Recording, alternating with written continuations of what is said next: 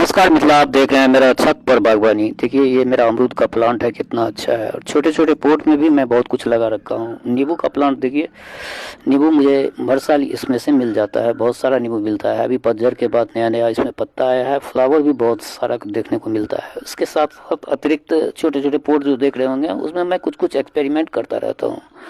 और ये देखिए कितना सुंदर बेहतरीन हर चीज़ आपको दिख रहा होगा। छोटे छोटे पोट में ये जो अरबी का पत्ता लगा हुआ है, और इसमें देख रहे होंगे कि फ्लावर भी है, मक्के का भी सीड लगा दिए तो इसमें भी भुट्टा आएगा सब कुछ।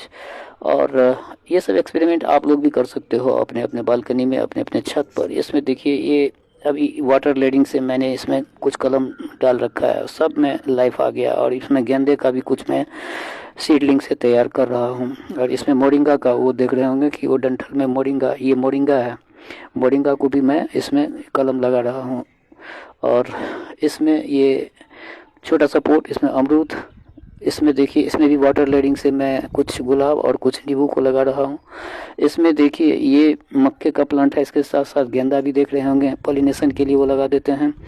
और इस छोटे छोटे पोट में आप देख रहे होंगे इसमें आलू, आलू के साथ साथ मटर भी है। और मटर के साथ साथ इसमें हर पोट में एक मक्के का सीड आप लोगों को मिल जाएगा देखने को।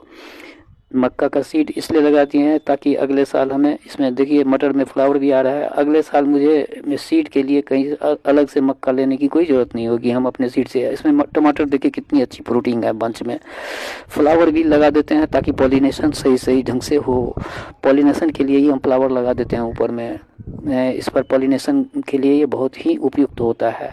तो आप लोग भी इस तरह का प्रयोग अपने अपने बालकनी में, अपने अपने छत पर कर सकते हैं। और अपने छत की सुंदरता बढ़ा सकते हैं। स्वास्थ्य भी आपका ठीक ठाक रहेगा पूर्ण ऑर्गेनिक तरीके से।